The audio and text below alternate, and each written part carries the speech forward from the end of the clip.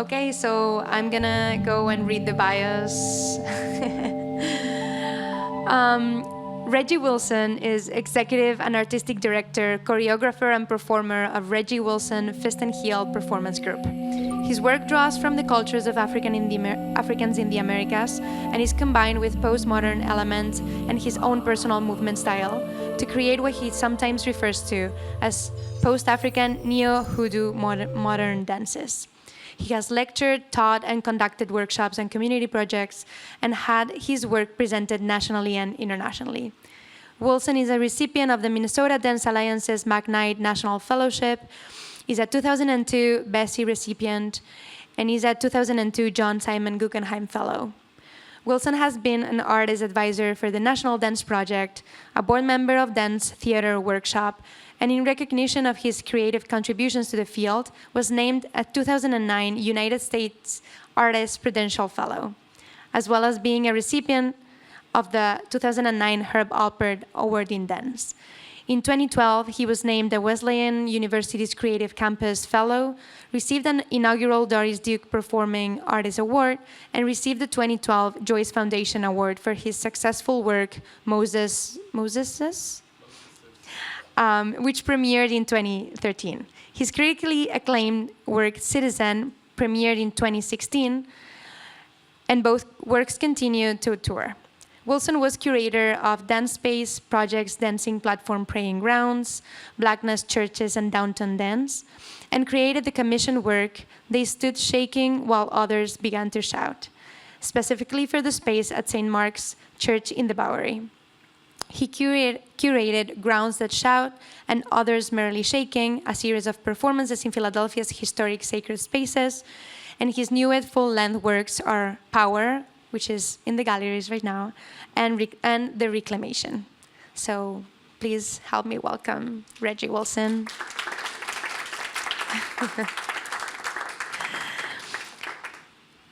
And Jean-Marc Superville Sovak is a multidisciplinary artist whose work critically fabulates around silent histories absent from dominant historical narratives.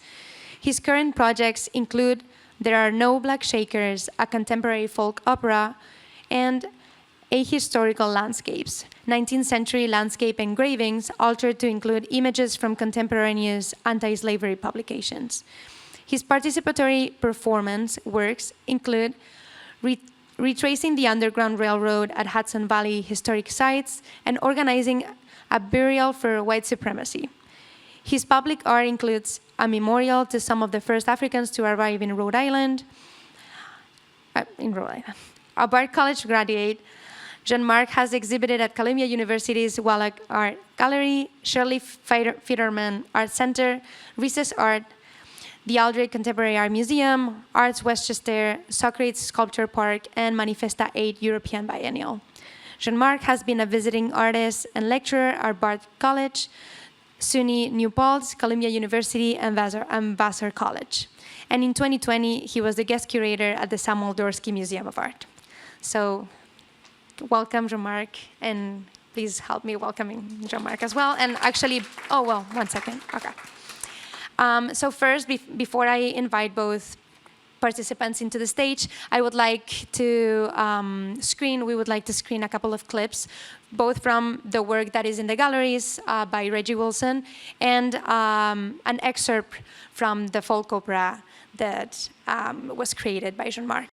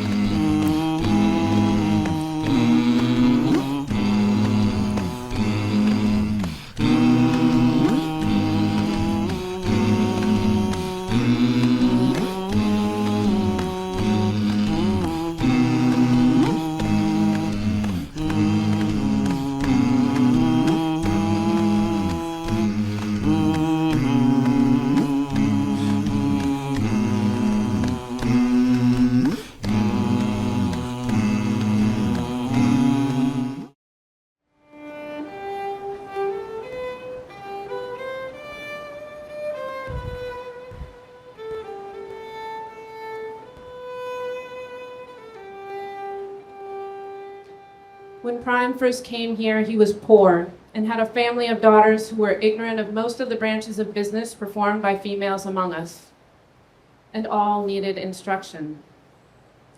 We accordingly taught them to spin, to weave, to make cloth, taught them prudence and economy and how to lay out their business to advantage, how to economize their time, improve their talents, correct wicked habits. These services were performed as duties which we owe the poor families around us who profess the same faith as us. And they were more particularly extended towards Prime's family because they were ignorant and black and more liable to be imposed upon by the wicked than the white people.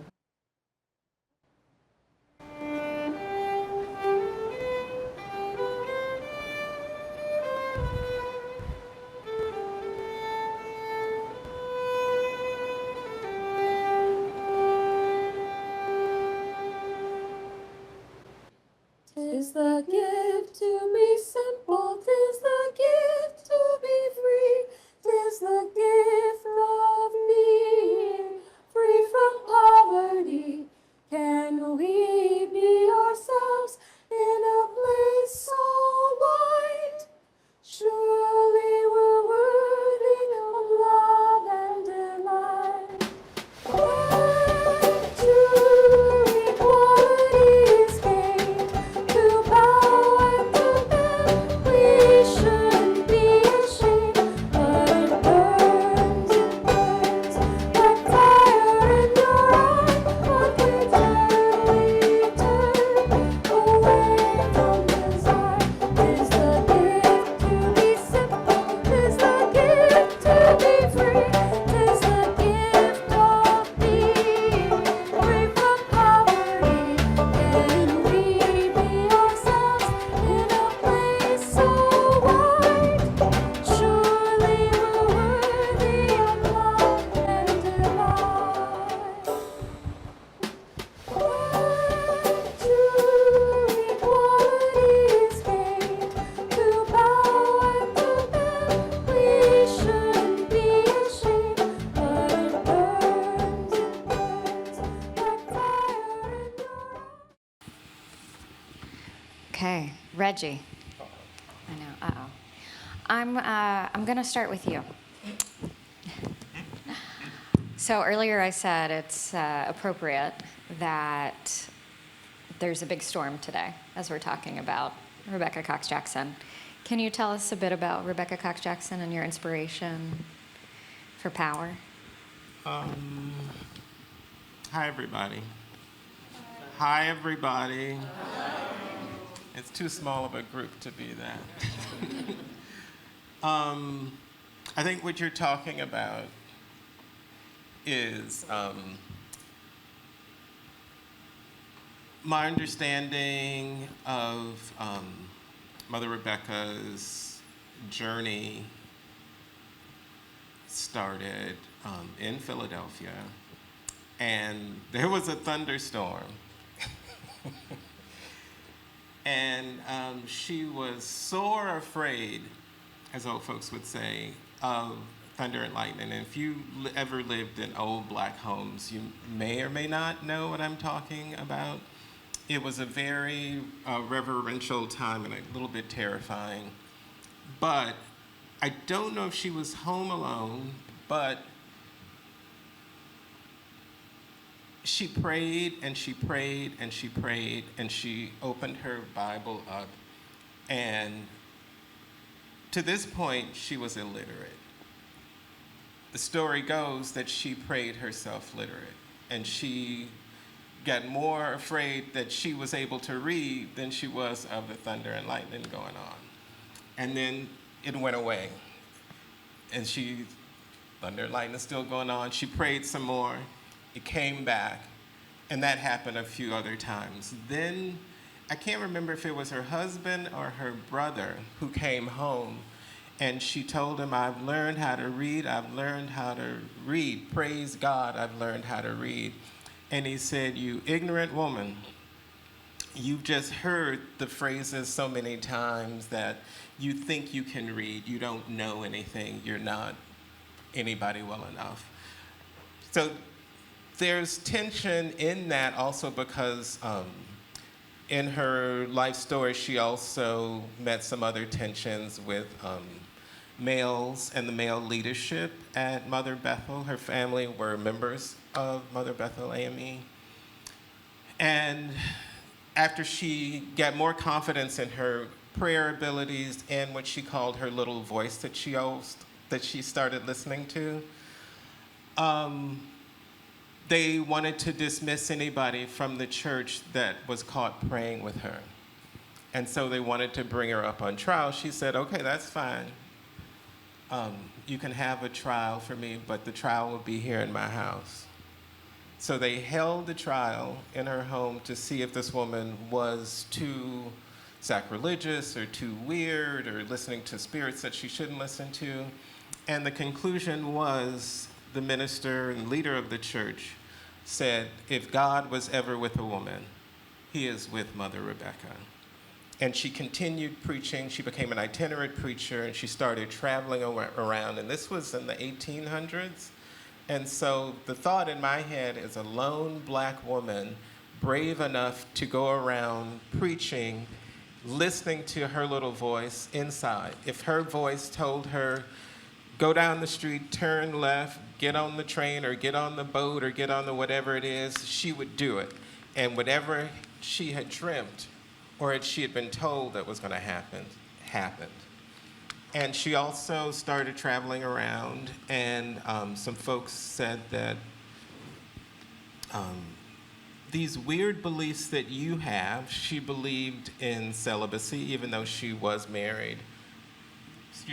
She believed in a dual godhead, I think, male, female, that the God was both male and female. And some other stuff that wasn't quite normal Protestant beliefs. And they said, there's some people that are kind of weird like you are that you might want to go up and meet up in outside of Albany in Watervliet. Same spot. And that was filmed in Watervliet, or that version? Not that version. The first version was in the was. meeting house at Watervliet. Yeah. And that was one of the first homes of Mother Ann, who is the English or British or whatever we should be calling her, person that is the foundress of the Shaker religion. So that's for you. That's exactly what I Was that too long of a version? No, that was perfect. So, Yeah. And Jean-Marc, you are inspired by a different Shaker story, and I think people often think about the Shakers as being furniture makers. They don't know necessarily about the religious aspect of their society, or even that there were black Shakers.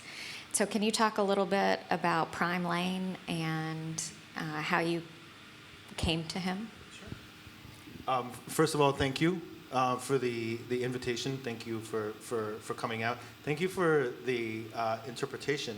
I'm so grateful to see something that like AI can't do, because clearly the simultaneous translation. I don't know if anyone saw that when they are singing, they say, "How can we be ourselves? How can we be ourselves in a place so white?" Not I mean, Not white. yeah. I figured everyone got that. So I really like that line. And that wasn't written by the Shakers, in case you didn't already know.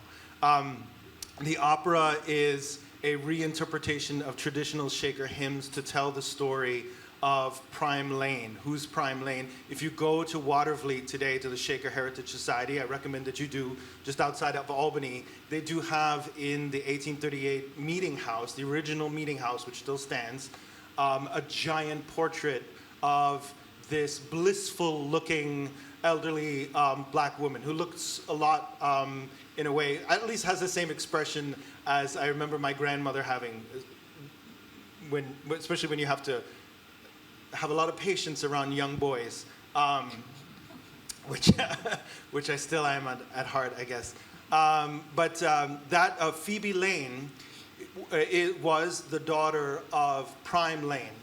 And so when you go to Watervliet and you ask who is Phoebe Lane, they will tell you the story of Prime Lane. And Prime Lane's story does two things. It does kind of the service of showing a kind of benevolence that the Shakers rightfully deserve, I think, in the way their doctrine practiced a form of egalitarianism, not only between genders, but also amongst races. But it also has that other effect of making the father, Prime Lane, primarily a villain. And should I explain? Okay, very briefly. Prime Lane, a free black man, Revolutionary War veteran, joins the Shakers in 1810. We don't know, sorry, in 1802. We don't know why. We can talk about why, what his motivations were. But he joins the Shakers. He shows up with his wife, Hannah, and two daughters, Betty and Phoebe. They're minors, little girls at the time. For whatever reason, 9 years later, Prime Lane says, nah, this is not for me, decides to disavow the covenant that he made, takes his wife and tries to take his daughters, Betty and Phoebe, who have now become adults. They've come of age. And Betty and Phoebe say, we're good. Like, this Shaker thing is actually, and we can talk about what for these young black women would have appealed, would have made sense for them in 1810, 11, or in 1802 when they arrive. But Prime says no. He says, you're coming with me, and he uses the instruments that are available to him at the time. And he sues the Shakers. So this already is kind of unheard of. It's a free black man suing these white people in Albany in 1810. And where the story gets even wilder is that because of the machinations of the law at the time, and because he had probably a good lawyer, he doesn't sue the Shakers for custody of his daughters. He sues them for theft of his property. Because at the time in 1810, because one of the daughters, Betty, was born to an enslaved woman whose freedom he purchased, he could claim her as his slave. And that's how bad Prime wants his daughters back. But the way the story is told, and I think this is the motivation for the opera, is that there seems to be just a binary between freedom and enslavement, or non-freedom. And it turns out that there's a lot more nuance to the story. And I think there's a lot more to say about what motivated somebody like Prime, like how bad did he want his daughters, and what was it about the Shaker doctrine that for his daughters may have provided a real sense of security and bodily autonomy, and for Prime, on the other hand, may have represented a real liability, a loss of his legacy. What was he left with if he had to leave the Shakers without his daughters? So it's the sticky wickets, I believe, as they're referred to by Reggie, are the ones that I run for, and the opera that I come from a visual arts background. I very accidentally stumbled into is the result of that, trying to tell that story. Thank you both, because those are like two very fascinating stories. And I wonder if you can share a little bit about your research process and also the things that you found interesting and that you were kind of expecting, but also those things that you saw or found, like the things that were missing, for example, but also those things that you found that you weren't expecting. So kind of the research process, but also the gaps, the silences, and the unexpected. Me?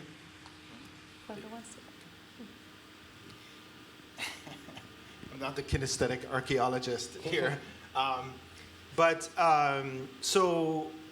So I come from primarily a visual arts background. I call myself a doctor of engravings. I have spent most of my life moving around the Hudson Valley. What's called the Hudson Valley is the only place I ever called home. And the dominant representation of that landscape, if you're familiar with the Hudson River School of Artists, is one that's, once you look into the history, and not just idealistic, but ideological. It is manifest destiny made manifest. And so all of the erasure that happens in the wilderness, in those pristine, picturesque landscapes, represent an erasure. There's a lot that's not told. And so in doing the research to kind of think about what was happening in the early 18th century at the same time those representations of the landscape were being made, I started looking at anti-slavery tracts, abolitionist material, things that were printed at the same time as the engravings that have been using to doctor and to fill those gaps and to tell those stories. The story of Prime Lane, I don't know where I first saw the Walter Benjamin quote about like historical materialism. But that, that his concept that the construction of history is going to be consecrated in telling the story of the nameless, well, I think we're corrected to say those yet to be named, is really accurate. I mean, it's like we're beyond the point where the boasting journals of explorers or whatever are the basis of history. That history is actually, it is about those who are considered not anonymous, but yet to be named. And so this story of Prime Lane is one where I pick up, I think, where historians fear to tread, where they say, no, okay, we have primary sources. We know that Prime Lane served in the Revolutionary War, and we know that there's this court case. There's this whole years-long court case where people are making affidavits, they're witnessing, there's the record is on. You just have to look for it. You just have to find it. It's there. So it's not that the history is not there. It's just that it needs to be told. And so it turns out you don't have to be a lawyer to walk into a law library. You could just show up and they'll be like, oh, you're looking for Prime Lane versus Stephen Wells. Okay, just a minute. Well, just a minute, like a couple of weeks later, you get an email, and sure enough, the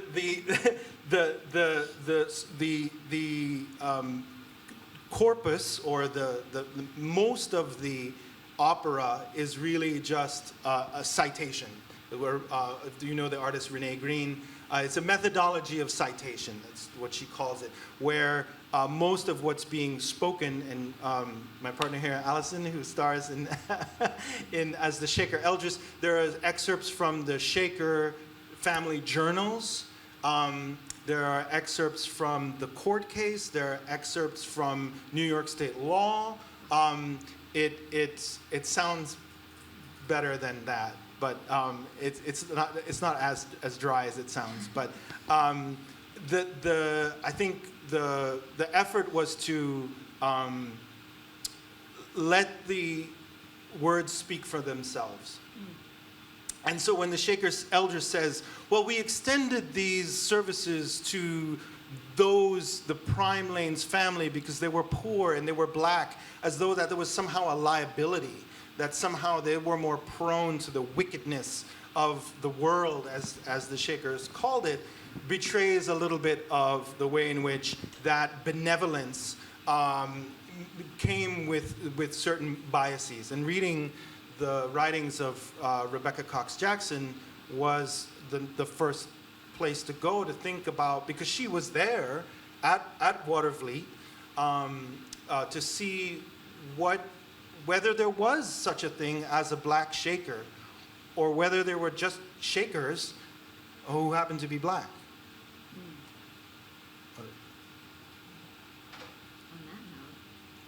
What? What are we doing again? Like Your the research. Research. Did anything surprise you? Everything surprised me. I surprised myself wanting to think about Shakers. It surprised me that a number of dance and choreographic, like a surprising number of choreographers have been in relationship to thinking about the Shakers or Doris Humphrey, Martha Graham, even though it sounds like, but it was more because of Aaron Copland using A Gift to Be Simple that we kind of think of that. When I was starting to do research, when I looked at Martha's piece, it was a wedding. So that was a prime, no pun intended, it was a clear clue that Martha wasn't necessarily thinking about the Shakers, who have the 3 C's: confession of sin, living communally, and the thing that freaks out a bunch of people, this thing called celibacy. And which were all kind of things that Mother Rebecca had also kind of come to. So what else surprised me was thinking more deeply about Black spirituality, which I've spent quite a bit of time thinking about, but thinking specifically about Black female spirituality, thinking about my relationship to that spirituality, being terrified when I started getting obsessed with Mother Rebecca and what could that Shaker worship look like? The majority of Shaker communities or villages are in rural areas. From my understanding, most Shaker villages had 1, 2, or a few over the course of their existence would have 1 or 2 Black folks that were part of the community. The Kentucky villages did have more Black folks than others, but Mother Rebecca's community, as it's documented, was primarily women, primarily Black women, a couple of Jewish, and a man or 2. And it was urban and in Philadelphia. So a lot of things about Mother Rebecca, her spirituality, and her community felt outside of what was the norm. And the fact that she had already kind of come up as a spiritual leader, she had something that some folks at different times or some communities call singing and prayer band. And so this idea of having a group of women that she sang and she prayed and they ministered to each other was something that wasn't just unique to Mother Rebecca. It was something that happened and still happens in Black women's spiritual life in America and actually across the globe. So thinking about that or putting Mother Rebecca in that kind of context, I was still kind of terrified when I started working with my collaborators, my performers, visual artists. It's just like, am I going to be the only one fascinated by this, 19th century? I get my centuries mixed up. 19th century Black woman in Philadelphia who was a Shaker, and I think of Shakerism as this like white New England kind of thing. And they were weird also because they danced.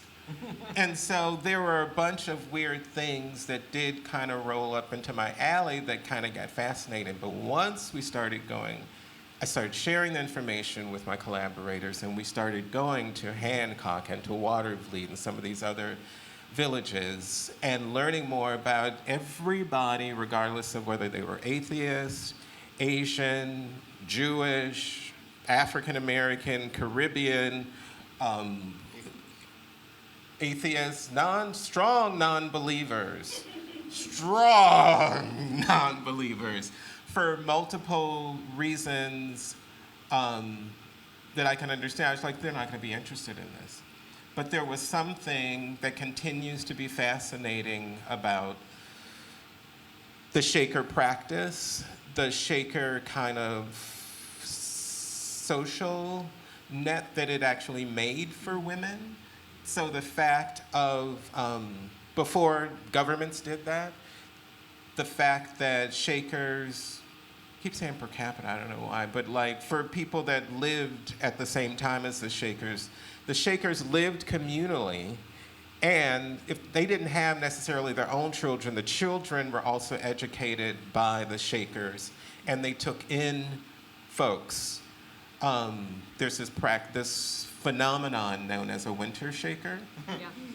Was this idea that life was hard, and the Shakers had big homes, they had meals, they had warmth, they had water, they what do you call it when you do landscape and you figure out how to get the water to flow so you can have a mill, you could make a grist mill, and they always had an industry. Every Shaker village has an industry so that they can have an income.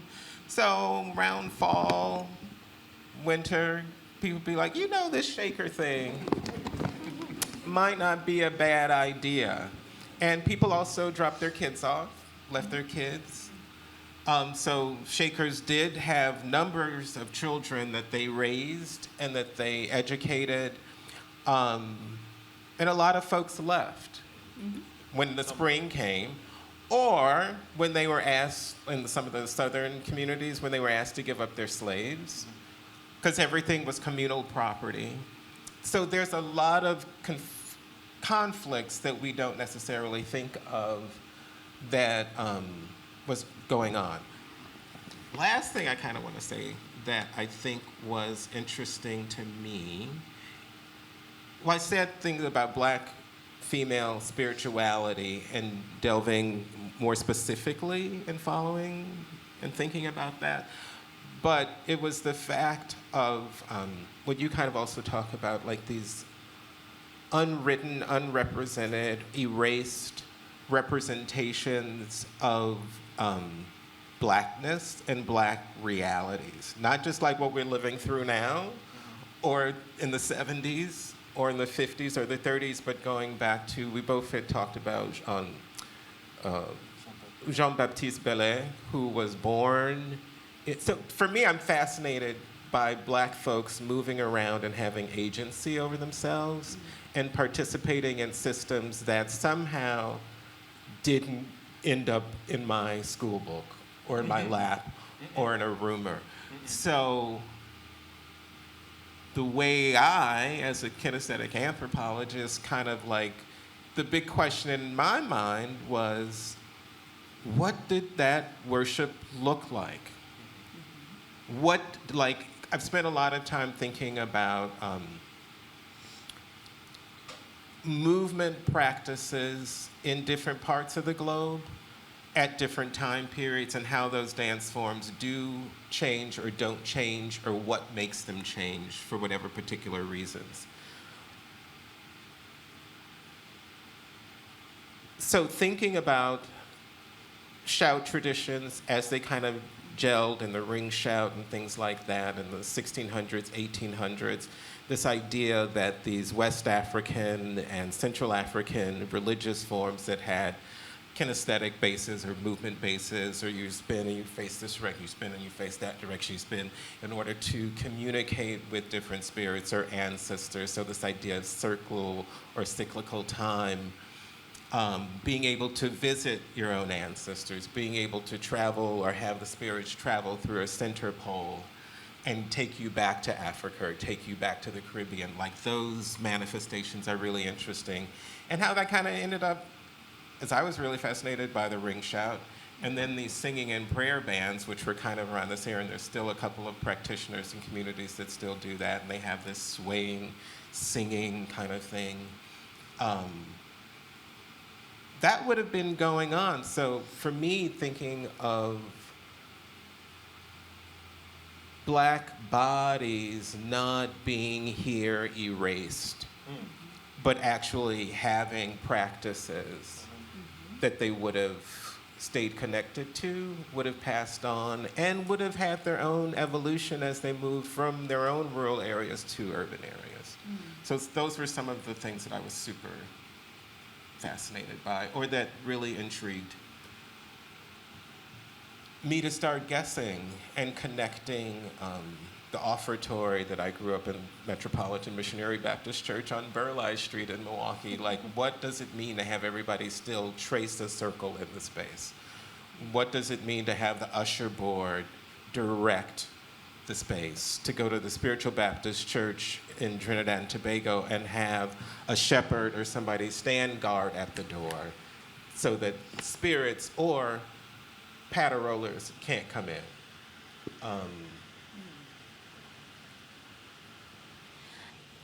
Yeah, well, go ahead.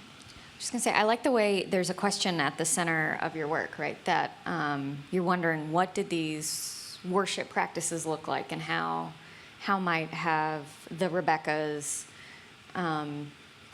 worship differently or combined many different streams of influence into their own practices. Go ahead. For me, going to these different parts of the globe and seeing, as Zora would say, the Negro ways not of saying, but the Negro ways of dancing or moving, to see how Islam or Christianity or Buddhism or Hinduism, when it encounters Africanist practices, some things kind of still thread through. There's still rhythm. This idea, the name of my company is Fist and Hill Performance Group, and that was a derogatory term because they said that these poor Africans, they're so sad and ignorant. They don't know how to do Christianity correctly. They worship with their fists and their heels. Now, what black church that has any degree of salt or energy in it, and there's debates in communities also about shouting members getting kicked out. So that tension between when the New England Shakers and the leadership might be coming to stay and be housed and hosted in Mother Rebecca's home or homes or where they worship, they might learn a New England dance, and they might do it in a very New England kind of way. But when those New England folks left, what might they, for one way of saying, what might they revert back to, or what might they find value in still? A kind of kinetic, a rhythmical kind of like this idea, and even as that was seeped and sucked out of New England worship for multiple reasons. Like, just what did that look like when I shouldn't say when nobody was looking, but when they pulled back to their swing.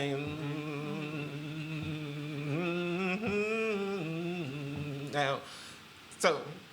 Yeah, or like Betty and Phoebe, did they find a moment during the worship to harmonize amongst themselves in the back of the meeting house while no one was looking? Because that would have been definitely discouraged.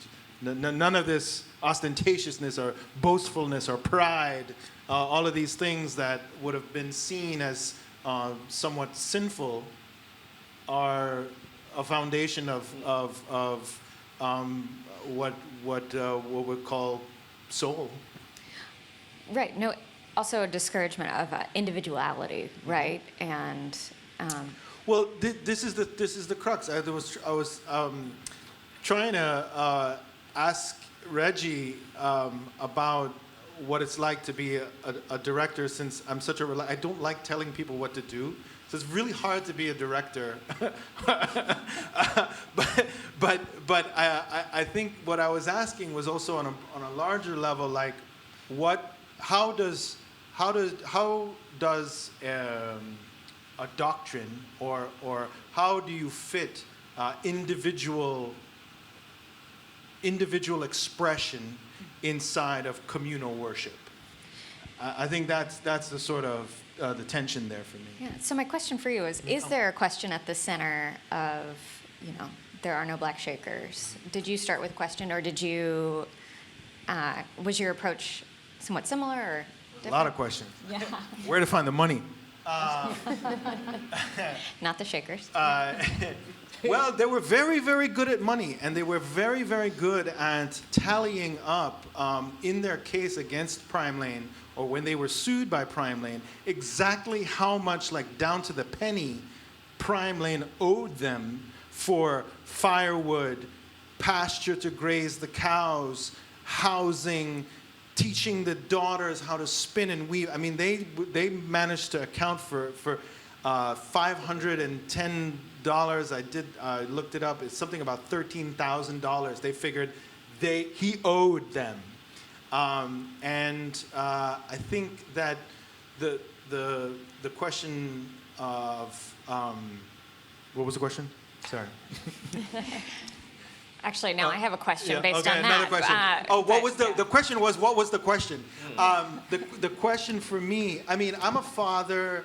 I just, I leave it to Rebecca Cox Jackson, I think, to speak, I think, in the voice of Betty and Phoebe about what her experience was like. There's just a quote taken directly from her writing where she talks about how she was told she could not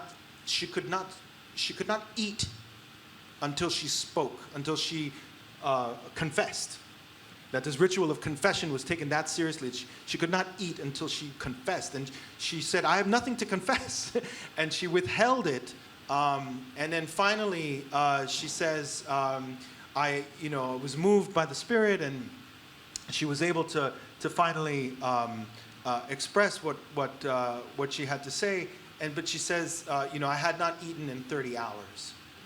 So that's a sort of vibe in the severity of the Shaker community, whether it was more strictly applied to Rebecca Jackson or not, is another question. But I think the question for me was just, how bad did this man want his daughters, and what was he willing to go through in order to do that? And the thing you have to understand is that at the time, Shakers and what would have been referred to as Negroes were almost, Shakers were almost worse. They were an absolute nightmare for American law. The idea that you would dissolve a marriage by joining a community. It's a real problem for a society that's trying to build up, capitalist wealth. The idea of communal ownership, no private property. That doesn't. It just makes no sense. And so the radicality of the Shaker communities is hard to underestimate.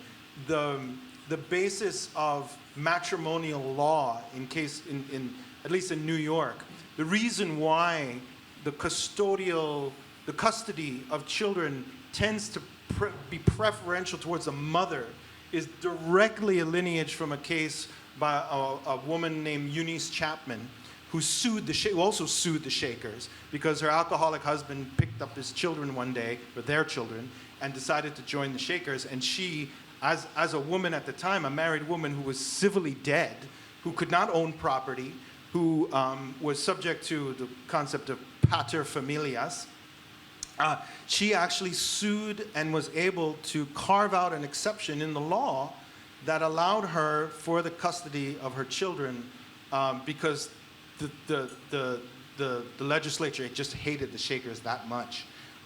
So this body of this first test of religious freedom versus economic capitalist society building was already at conflict from day one. And so I think what makes the story of Prime Lanes just so emblematic is that, in case you were wondering, Eunice Chapman won her case and Prime Lane lost, which says, I think, everything you need to know. After listening to you both, I really find fascinating how there's a lot of very hyper-localized and specific details about all the stories and history that you're sharing, but at the same time, the Shakers have this kind of potential and ability to become something very universal and kind of connecting in a very global way with other movements, other rhythms, it has a lot of diasporic potential at the same time. So I really find that tension is present, and I was wondering how that kind of translates into the works into the folk opera and your work, Reggie. And maybe you want to talk about the costumes. Do you want to talk about the dance, or do you want to talk about the music, the folk music, and all of the how is that tension between the local and the global kind of present? Because I feel like it's always kind of coming and going when I look at the works. And yeah.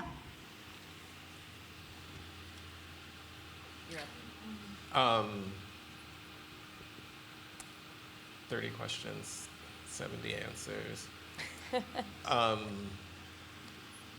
I have for a long time been on my soapbox and/or investigation of problematizing what we mean, or what we think we mean, or what we're referring to when we talk about African Americans or Black folks. And so for me, I have spent a lot of time thinking about African retentions is one kind of word for it. Similarities of things that seem to pop up independent of each other but look exactly the same. That kind of is really intriguing to me. In my company, Fist and Heel, currently folks that still work with me around different projects that are performers. Michelle is from Ivory Coast, but also spent some time in Japan and in Europe. Clement was born and is Ghanaian, but in his teenage years, his family moved to Holland. And so that's kind of traumatic in the sense of, as a teenage Africa, and kind of growing up in a more rural setting, having English and multiple local languages, and then getting switched to a completely different system. Lawrence is from Sierra Leone. That has its own, and is Creole. So that has its own complications about who's in charge when you go back after slavery and then move back to Africa, but then are put in charge by the colonizers. Then folks from Trinidad and Jamaica in the company that have been with me for a long time. Who else? Then a Jewish woman who's now studying to be a rabbi, and she would say she's from Israel, Palestine, but grew up doing Israeli folk dancing because her mom was an Israeli folk dancer. Annie, born in Beijing, China, is a computer programmer, likes thinking. She's the atheist in the group, staunch atheist. But every time we would start, there was one Shaker song about mother.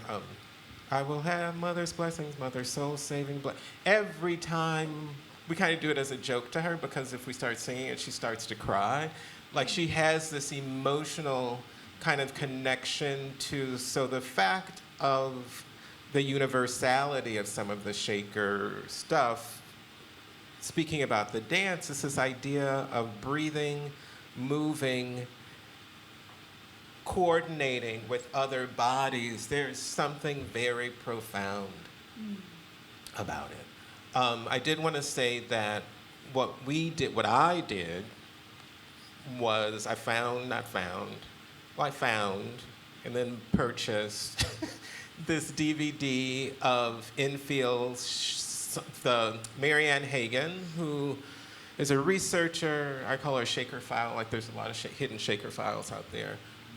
She, from the documentation and video of the last dancing Shakers from like the 30s, 40s, 50s, she reconstructed and had a group that was really popular for a while. A lot of them have aged out of it.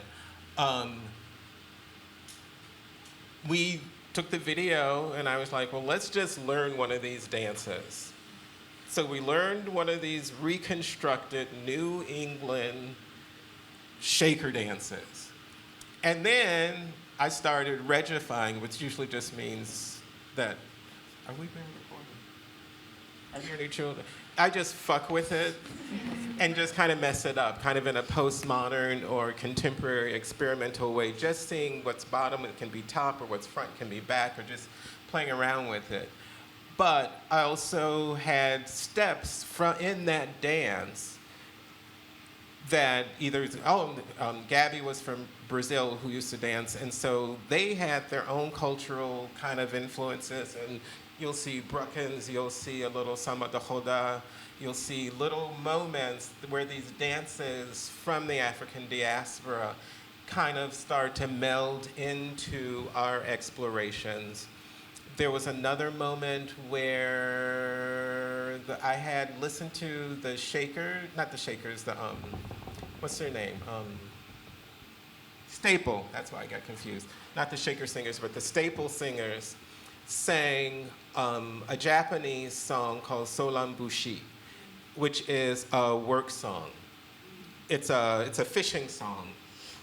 I can't even, I have to hear it. But anyway, so I was working with the costume designers, and one is Turkish Cypriot, and Naoko is Japanese, and we had a residency, and she was over in the corner sewing something on the machine, and I said, we had a little break, the dancers weren't doing it. I was like, I'm gonna put on the Staple Singer Japanese song to see if it's actually Japanese, and why would the Staple Singers from down south be singing this song, and if it's actually, that she can understand what they're saying.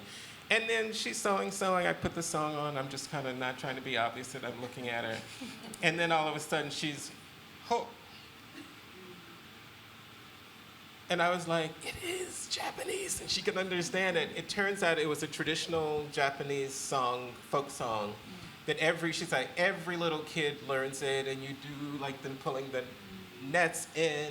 And I said, what? And I made up in my mind, and I don't think it would have been that far of a fetch. During the 60s, 70s, what the Staple Singers were doing, they were very much, and what Pop Staples was doing was about work and labor. And if they go to Japan, that would have been a song that they would connect as a work song, knowing that they'd also picked cotton or had field songs too. So that also tied me back, and that's why it's kind of in the show. You had asked me, so I'm starting to talk about Naoko and Inver, the costume designers. It was the first time I had 2 costume designers, and I prayed, and I did get some funding enough that I could afford 2 costume designers. And, this is a longer story than I thought. So, you see this beautiful top that I'm wearing? Give it a round of applause. So, I worked on it, but it's in a workshop with a woman, Ariane King Comer, who's an indigo dyer, works it's in South Carolina, North Carolina, in the Carolinas. And in Milwaukee, where we have standing residency, and she has a standing residency, sometimes we cross, and she's doing workshops. Well, she does batik, and there's another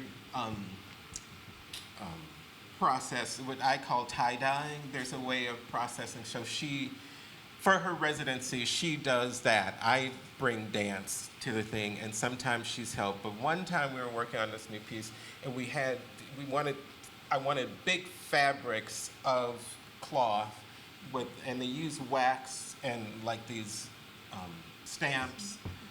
And she also uses, a lot of the symbols are Adinkra from Ghana, from West Africa. And after the performance that we did, there were these huge, each cloth was maybe about the size of this platform. Of course, we waved it, and it's like 40-acre grounds that we're trying to get a visual kind of effect. And so they asked me, they're just like, well, do you want the cloth? And I was just like, well, I'm starting to work on a new piece called Power, but maybe, I know the Shakers, I think, did indigo dyeing. So black Shakers and indigo in Africa and Japan, and things are starting to just naturally start to expand out of the specificity. And then when I got the cloth and I showed it to Naoko and Enver, they were like, oh my God, yes. And Enver had actually worked with Shakers before because he had worked on the Worcester Group's, I forget the full name, it's a Shaker album project. Frances McDermott was in it, B.B. Miller, who's a choreographer, was also in it. So he knew about what you call the bib, the Bertha, which is like the kind of top that you see Shaker women wearing. So he had already had some kind of thoughts about Shaker design, Shaker intimacy. He had this little, I call it the Shaker Textile Bible. I don't think that's its formal name. And he got 2 more copies, and just independently we started looking and learning about the care that the Shakers took in their making. And in their making, hands to work, hearts to God. Labor was their religious practice. That, after spending a lot of time in Trinidad and Tobago and the Caribbean, made me start thinking of the Rastafarian community, where this idea of work and labor being an important religious activity. When I first learned with the spiritual Baptists what they call pulling adoption, you're working the spirit.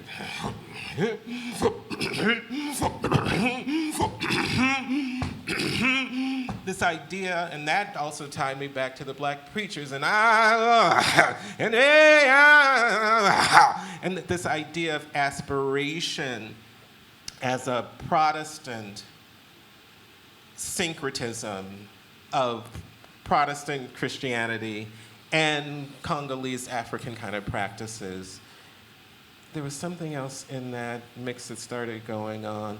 And then it was just the individuality that they kind of crafted the costumes with and took it in, and then from other pieces, because they had both worked on me on previous projects and they knew somebody else and they might have had extra material, they started hiding little things which apparently the Shakers, if they had a brother or sister that they were fond of, just as a form of care that wasn't about sex, it wasn't about touching, but how can you touch somebody emotionally? How can you care for the other in a communal setting?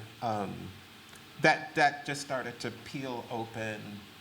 So the idea of it just being costumes and just being formations and shapes and rhythm. And the idea is also some of these Shaker communities, museums, their docents might give a lecture on Shaker dance, and they might teach you a song and then have you do the gestures that go along with it. Usually takes about 30 seconds. You might sing the whole song in about a minute, 2 minutes. But I also knew from my research thinking about Africanist practices, especially the further you get to Africa, closer you get, a 3-hour church service, which is not uncommon for a Baptist church service to go on, or you might spend, or some of you would spend the whole Sunday in church. When you get to the spiritual Baptists, some of those services might go on for about 7 to 12 hours. You might be fasting and praying in the church for a week. So this idea of fasting and praying for, you said 30 hours, she said she hadn't? Rebecca, yeah. Yeah, 30 hours, this idea of, it just started uncovering a lot. And how in Protestant Christianity, unlike Catholicism, where you have nuns and monks, in Protestant Christianity, there's really not the same kind of practice. And so the Shakers, to me, felt like a version or a response or a manifestation of work and prayer being your main activity in relationship to God. So those are my connections. Thank you. No, that's incredible. Thank you for sharing that. Do you have anything to? I want to say how beautiful it is to hear how much care that you bring, Reggie, just to the names and the people and the identity of those people you work with. Very quickly, I should shout out Gwen Laster, who is the musical director on There Are No Black Shakers, was the person who brought the music and who brought somewhat of a bluesified version of those Shaker hymns to maybe think about what those hymns may have sounded like. I confess I'm not from here. I was born in a place you may have heard of called Canada, just sort of north of Detroit. They call it northern Chicago. So I'm always perpetually battling a sense of strangeness, just foreignness, and to think of Prime Lane as somebody seeking a home, just constantly with his family, doing everything by the book. It seems he just fought in the war and he got a pension. He seems to be playing by the rules, and or at least trying to find a place for himself is something I could identify with. But my mother, who is from Trinidad, would say when this is what I would call a piece of public art. I consider myself a public artist. By that I mean, my work is a form of service. Like I think of that as something that is worth doing, sort of knowing, or at least learning, or finding out who am I speaking to, who my audience is. And when I first tried to explain to my mother that I wanted to be an artist, she would say, maybe if you're in the Caribbean, you may have heard the expression. She said, well, okay, that's nice, but what does it have to do with the price of fish? And by that, I think, there's a couple of things you could take away. The obvious meaning, what are you going to eat? But also, the price of fish has to be negotiated. And the idea that art can be a form of bartering, or at least a form of negotiation, you have to evaluate or estimate the value of what it is that you consider meaningful, is a business that I consider worth being in. And so hopefully the collaboration with Gwen, with Aviva, with Cleo Reed, who was in the first iteration of There Are No Black Shakers, Onome, Melvin Tunstall III, Leonard Street, Lawrence, he goes by many names, Street,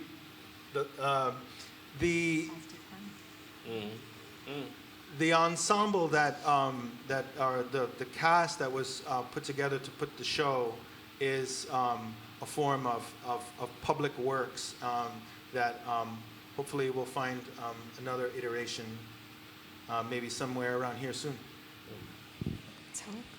So we're going to open it up for questions, so we have some time for discussion. And Shut up. It's fine, no worries. I'll bring it to you. I want to thank you both for sharing your experience in creating this beautiful artwork. This is so crazy because I just came here for a day trip to Philly, and I just happened upon this event, so I'm super excited. But I wanted to ask both of you, what was the most uncomfortable or hardest thing you discovered while you were working on this piece? That just something that you really had to process deeply in you.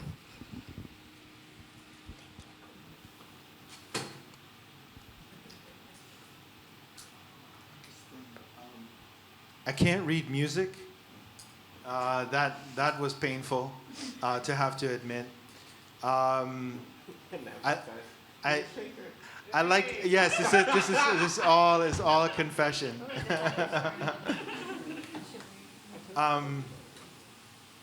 in order to do some of the research, I had to look for some sources of.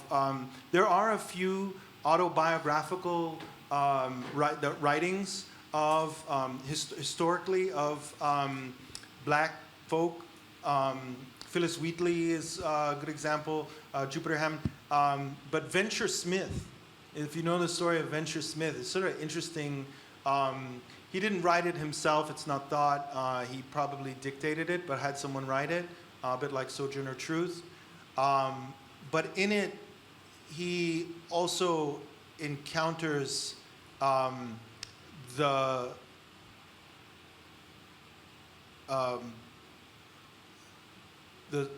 real struggle to define what is freedom, even when he is manumitted and is by the letter of the law in any way deemed free. And there's all sorts of tragedies that happen throughout his, he just gets ripped off, his boat gets stolen, he manumits another man, and then that man ends up stealing everything from him in the middle of the night, and he's left penniless. It's just, when we talk of liberation, it's a lot of it is a very political act, and as it should be. I mean, the history of the Haitian Republic is sort of just a great place to start. But on an individual level, it hurt to just think of how to represent something that is a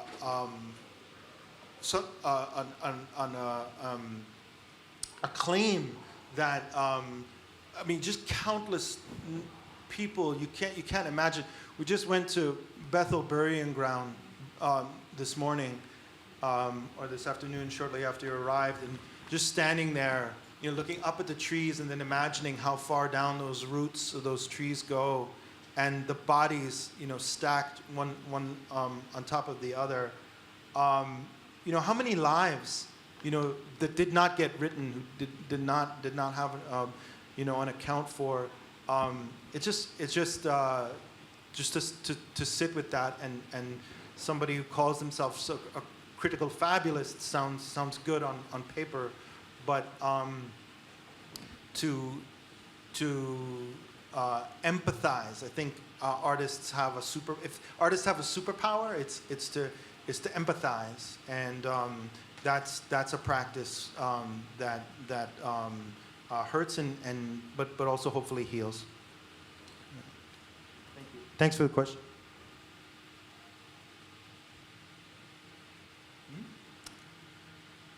So I feel like I'm slightly cheating because I'm repeating half of one of the things. Was when one of my dancers started crying every time we just wanted to review a specific dance. It was hard for me to accept that dance, don't cry, that dance had that kind of power, which I think is probably one of the other reasons that I call the piece Power, because Mother Rebecca, in her autobiography that was written in her own hand, so the fact that she prayed herself literate and that she writes and she wrote her own story, it's a trippy autobiography. It's not your normal kind of, because she will talk and then next thing you know, she's in spirit world.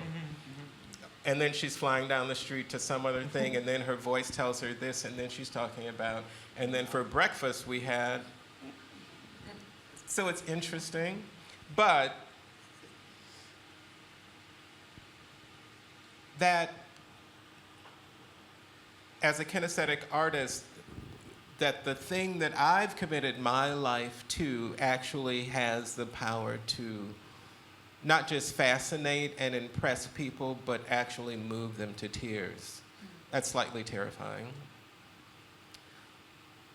And I had to write it down.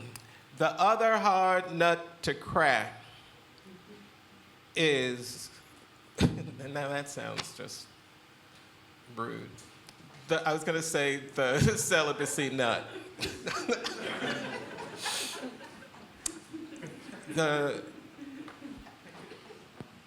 In talking about the Shakers, like having that come up as such a hard wall that it makes me imagine in the 1700s and 1800s when a woman says, I don't want to sleep with you because God told me to stop sleeping with you. I can't even imagine the strength and power that an individual or several individuals, or to call it a religion, there I go again, the balls that it took, or the ovaries that it took to do that. And in performances, live performances of power, it was actually the performance, we had a talk back in the performance at Live Arts. This man asked the question and he was upset, like, there's no touching, like where's the intimacy? And everybody was just like, what? Did you see the same piece that we just saw? The fact of how pornographic our Western imagination, as well as not just the pornographic, but how much weight that puts onto bodies, onto psyches, onto religions that you can't imagine. That one has taken me still, like how many forms of intimacy do you think they are? You think that the only forms of intimacy are just rubbing up and touching and hugging, which is part of my violent reaction to the film. We talked a little bit about the film. Can I add to that one of the, I think, most intimate relationships among the Shakers were the two Rebeccas. And we have not talked about Rebecca Perot, but you made me think differently about this relationship, which was that when Rebecca Cox Jackson died, her longtime companion, Rebecca Perot, assumed her identity and continued the continued the Philadelphia Shaker settlement under Rebecca Jackson as she went, which is related both to some seance work that Rebecca Cox Jackson was doing before becoming a Shaker, but I was I thought it was strange, and then you said, no, it's the ultimate act of love to do that. To embody someone and to carry them forward. And it's complicated. It's complicated if you think about African spiritualities. Mm-hmm. And in Yoruba, as well as this idea of this body might be one gender, but that doesn't mean that I can't manifest or bring forward a spirit of a different gender. They might have been lesbians, they might have been lovers. The definition of what a lesbian was by law, it was pretty much more about penetration, so it was more fear about men doing something than it was about women being defined in doing something or really caring, like that doesn't really count, even if they were doing something, right? It might have gone in that direction, it might not. But if you know anything about hoodoo and you know about Marie Laveau, her daughter inherited her spiritual practice. So for me, that's not so dissimilar because some other research I was doing also in Philadelphia about different Black religious leaders, Father Divine, and there are a number of, it's not uncommon for somebody to inherit the spirits that your mentor trained you under, or even if it's just like a voodoo hoodoo practice of like, you inherit their business. So the lines in an African perspective analysis can be a lot more complicated than it is just this, that, or the other thing. It can also be both and plus at the same time. So I think the possibility is really intriguing and enticing, but that doesn't mean that it has to be because we weren't in their bedroom at the same time. I'm not saying that it didn't happen, but it's a little bit our business, but it's intriguing. As a curiosity, it's a bit of our business, right? But to define it and say, this is who these two ladies were, and they were just trying to hide something, it's a lot more complicated than that. A lot deeper than that. Yeah. I want to make sure that we have time for another question. I'm an arts educator, teaching artist, and I just knew you're. Thank you for your service. Thank you for your service. You're people like you that make me want to do what I do. So, as you were learning about the Shakers, I actually just moved from Cleveland as well. Like Shaker Heights was like a big area, and you mentioned like Jewish people. There's a lot of Jewish people in that area, and dance is a big thing, like a big community thing in Cleveland. How, just as educator, as like a choreographer, are you incorporating what you've learned about the Shakers into your work in like Forever and Beyond? And what lesson do you think it's teaching your students and people who are working underneath you? Sorry. Usually, that's why I like to travel with my performers, because then I hand the mic to them, and you hear in a different accent and a different perspective of folks that I think maybe I'm telling them too much to do, but then they'll be like, well, Reggie will tell you this is on this count, this is over here, but then he'll not tell you about this whole other thing that I have to, or I can find my way into the work. The Shakers, for me, kind of like Zora, it's like the Zora Neale Hurston, the gift that just keeps on giving. I feel like all roads lead to Zora. I'm finding a lot more roads than I thought. The politics, the histories, the different, whether it's the furniture and the finials, or whether it's, so if you see the exhibit, the different ways of caring, and the ability of humans to be evil to each other is profound. So the situation of prime and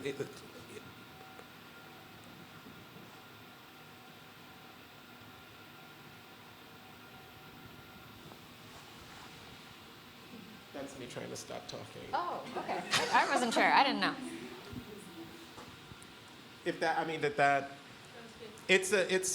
There's a lot of, I feel really blessed that my contemporary contribution has such a large impact, especially when you come in. When I was doing research with Jerry and Sharon, what's Jerry's last name? Jerry, I put you on the spot. Jerry, he's the archivist at, is it Mount? Shaker Museum. The Shaker Museum in Mount Lebanon? Old Chatham. Chatham. It is, yeah. He's been fascinated and researching the Shaker since the 70s. He and I don't know if he said it first or I said it, or which came first, the chicken or the egg. But this idea, I believe the reason that the people like to put it on the fact that they were celibate, which is why their numbers shrank so, I put it on they stopped dancing. That unarticulatable sense of moving coordinated, I won't say in unison, moving coordinated with other bodies, that it's ridiculous how profound. And as African peoples, I think we also dismiss that. And we think of things, whatever, it might be small little things that are, and in different communities, when we have that human idea of this thing is more than, has more than one purpose at the same time. It also explains the longevity of the Shakers. If you look, Which like doesn't make sense. statistically, what doesn't make sense? such a small number of people could have the impact, and we're still talking. There's 3 current Shakers. Yeah. Oh, but also just their lifespan. They just tend to live longer. The They did Shakers live along, tend just statistically, if you look at the life expectancy of people at that time in the mid 19th century, they just lived a lot longer. Phoebe Lane died at the ripe old age of 98. I have a photograph of her if anybody wants to see. You know, dancing, yeah, they'll keep you alive. Even the confusion over what's the picture says was at Watervliet is Phoebe. Is Phoebe. People thought that was Mother Rebecca for a while, so confusing black women as historical figures. That's a piece in and of itself. I guess I'll ask.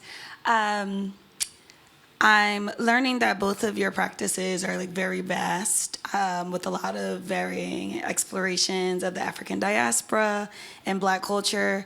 So I'm wondering if there was ever a point in your practices where your work started to ask and create questions for you that you did not expect, and how you recognize that, and how, if you followed that. Well, I never thought I was going to write an opera. I did not see that one coming, but zero. But it's kind of a situation where you decide, well, if I don't do it, how's it going to get done? Are there better versions of There Are No Black Shakers to Come? It's very possible. I'm so grateful to have met you in person. No, I won't shut up. I feel like I've gained in what time do we have? 4 in about 3 hours more than a year's worth of studying the Shakers. So thank you, Reggie.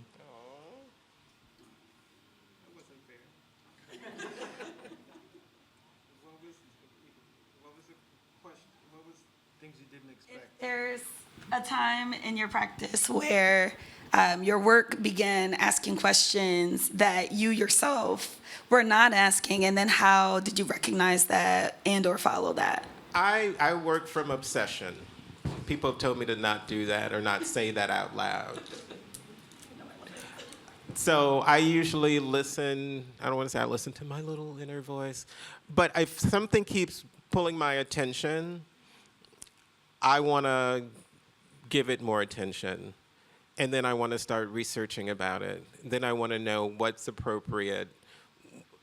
What has done, if I do this, is this community going to be offended by that? Will this community learn something from it? Has somebody else did something else? So also learning like the history of somebody else dealing with that subject has been really good. I thought when I finally, after about 6 years, came up with a name for my company and came up with Fist and Heel Performance Group. And I was just like, oh, this will be good because it sounds kind of angry and political. And it also is like, it was a derogatory term for the ring shout. And then even if I stop doing like dance and it's more of a theater production, it still sounds like something, right? Performance group. When was it? Somewhere around 2000, I was putting in an application for a really large grant to do research, and I said, okay, I think I beat this African diaspora thing to end, and I've started being, and I still am fascinated by South Asia and Indian culture, and in Trinidad and Guyana, in the Midwest, and in the homelands, and then also in Southern Africa. But it's really been through the African diaspora and my thinking about the movement, sometimes moving from here to there, but also the actual movements of Black folks, I've met the world. I've met it's so much bigger than I ever could have imagined, and it's brought up so many politics and so much. What is the and the this and the that and what I think we're in versus what? And it was just like, oh no, we lived through that. No, everybody died. Okay, but everybody didn't die because somebody left and they went over here and then they went back over here. And then they ended up like being part of the National Assembly of France. Like, how did that happen? And like, oh, he died, but he had somebody draw a picture of him and now it's hanging in in Versailles. Like, you can't capture everything, but you can get enough folks around you, and like the folks that I talked about that are dancers in my company, as well as others. I keep more of those folks around me. So when like I said, when it's something I think, no, this is just as an African American from the Midwest whose family came up from Mississippi and Arkansas, this would only interest me and my community. And then somebody that you would never put us together has a different perspective on the same thing. And it's just like, well, actually, my grandmother used to do that, and she's from blah, blah, blah, blah, blah, blah, Siberia. And you're like, what? So we're just human.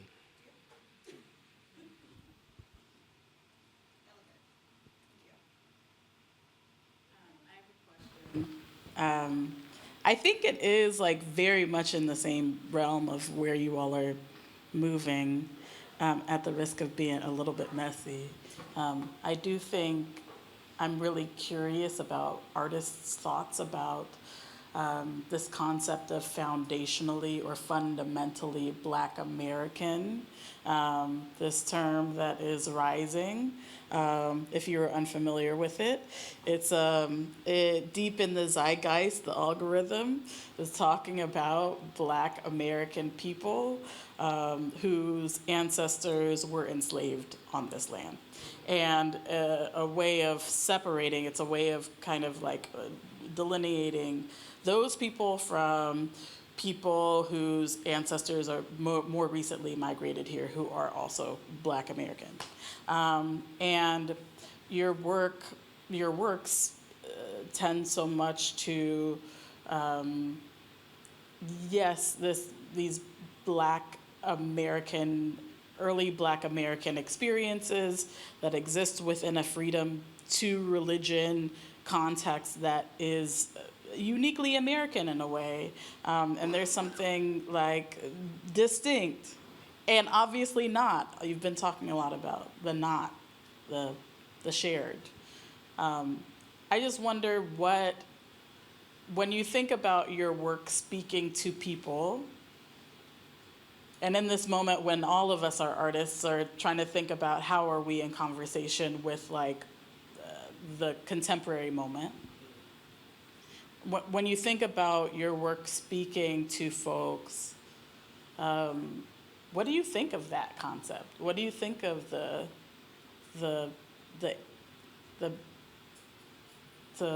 styloing that we're moving deeper into? Do you feel your work is saying anything to that, or has anything to say to that?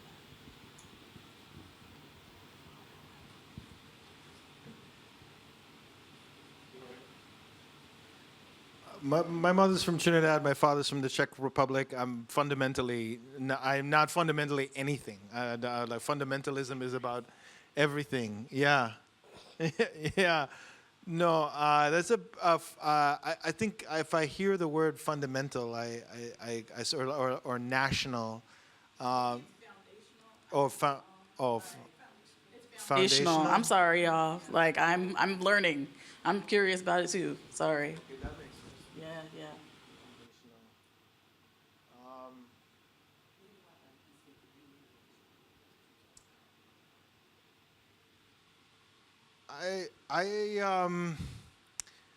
I feel that the more you look at the evidence, and by that I mean just I stick to primary source materials, just the numbers, census, data, people, bodies, the more it shows that there are so many more nuances than any history that's been told to us can account for.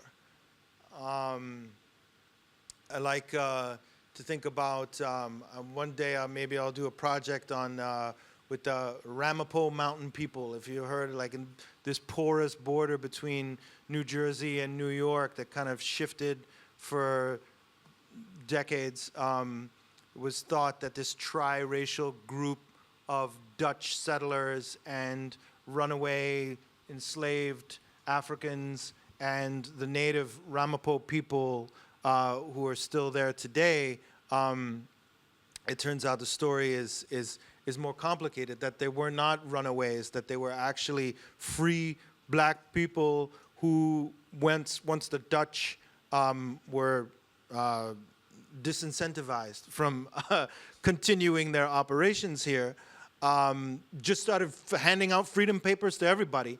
And when the British took over and saw all these free black people, they said, well, no, we can't really have you living in Manhattan, you know, and arranged for tracts of land to be ceded from the local tribes in the Tappan in New Jersey, or now New Jersey, New York.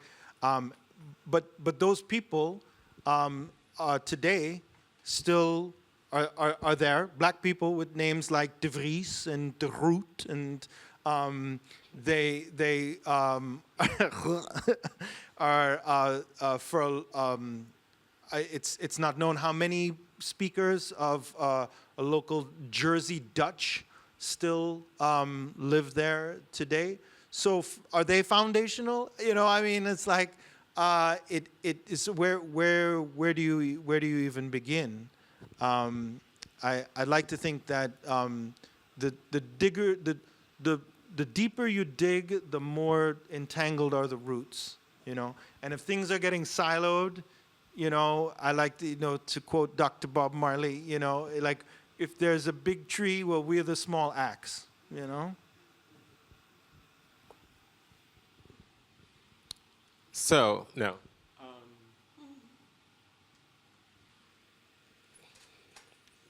There's 5 things. But maybe if I go to, I think, foundational, to me, was I desperately wanted to go to Africa. But I was terrified as a young dancer, as a young artist, that I would do same thing that anthropologists and music industries and the global population has done, is I was going to go begging, borrowing, and stealing everything from Africa and saying it was mine. So, Mr. Wilson, I don't know how he had that kind of revelation, but I said, I don't want to go to Africa with my hands empty. I refuse to go to Africa thinking that Mom and them weren't anything. I refuse to be erased. So I get that, right? So that's a part of it, but what we don't also realize is our participation in erasing ourselves. So that, I put on my little Zora Neale Hurston hat and went back to the church that I grew up in and my little anthropology that I'd had a little bit at NYU, and I started taking notes, taking my recorder, learning. What was that song y'all say? Ah, why y'all always singing I all the time? They sang I instead of we, but if we all sing I together, we become something. Hearing Dr. Bernice Regan Johnson from Sweet Honey in the Rock address, like, the logic behind our culture. How we used to laugh. I heard a story of they were at some big eating dinner down South, probably in Marvel or something. It was a repast, and this woman dressed very fine. She had her greens. She poured her greens in the plate, took her some cornbread, mashed it up good, ate it. These things, and then, people laughed at her for that. There are a number of times that has kept happening in the foundational experience, but also in global. It's not only unique to America, but I can understand the politics of that. But that was one of the reasons I just didn't do that. I went back to the church down south where my family was from. Then I did more and found out with the McIntosh County Shouters, who are still practicing the ring shout, how did they start staging that. So by the time I got to, and I was just like, there's got to be something that's mine. And I thought it was just like Mom and them used to say they learned a song from Granddaddy Fred, and Mom and ATC said they learned it from Granddaddy Fred, their father, and I don't know how he learned it, but he taught him the song, but he didn't like him. And everywhere I would go, and I still teach it sometimes, I'd sing, C-line and line, you're gonna answer C-line, C-line and line, C-line, C-line woman. No, you lying. Can't quit your low down, dirty line. Milk in the pitcher, butter in that bowl. Can't quit your C-line, say your soul. So that was a verse that I had learned, and I knew C-line was mine. And then after I also graduated, I used to do housekeeping, and CDs were new. And one guy I was cleaning for had a bunch of CDs. And I saw this Nina Simone album, and I put it on, and there was C-line. And I was like, she just took, it's not mine. But she still don't sing that verse. Milk in the pitcher, butter in the bowl. Can't quit your C-line, save your soul. So I had mine, but it was also larger than mine, but it was also something in learning about the C-line and line, C-line, C-line. I had something to go, and I would teach workshops in Cameroon, in Kenya, in Senegal, So I don't know if I was just giving myself permission to take, or at least have it be a little bit more of an exchange. So being able to know myself and my story so that I could be in relationship to other Africans. And being in Zimbabwe, where the Shona and the Ndebele people have a history, pre-contact, as they would say, like moments of doing things to each other, even in the recent history. I was like, so wait a minute. The Ndebele people, which came out of when Shaka Zulu, he had sent his, what do you call them? Not just soldiers, but his generals and further north to get some land. They were just like, let's stay here. If we keep quiet, he won't. So the Zulu nation, as an African tribe, is new, like in the 1800s. I was like, wait a minute. So if that's a new,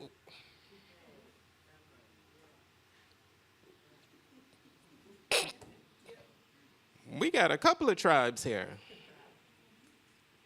But we don't feel like we do because we don't necessarily know enough and articulate enough about what is something that we think was a negative actually had a purpose and a function and helped in a survival mechanism in a very hostile world.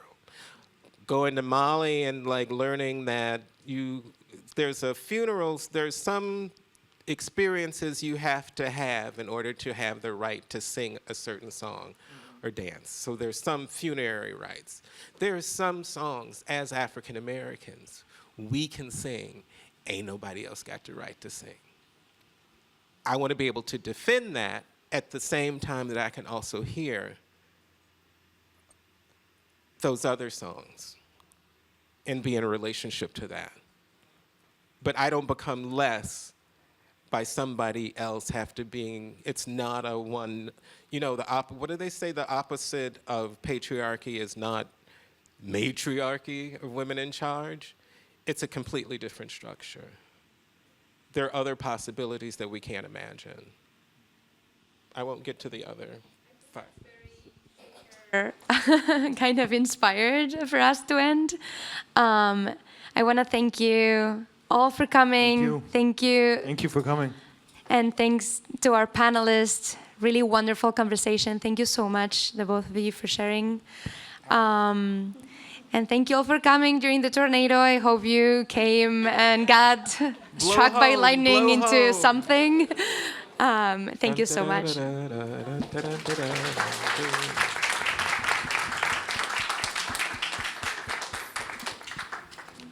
Thank y'all. It's like a...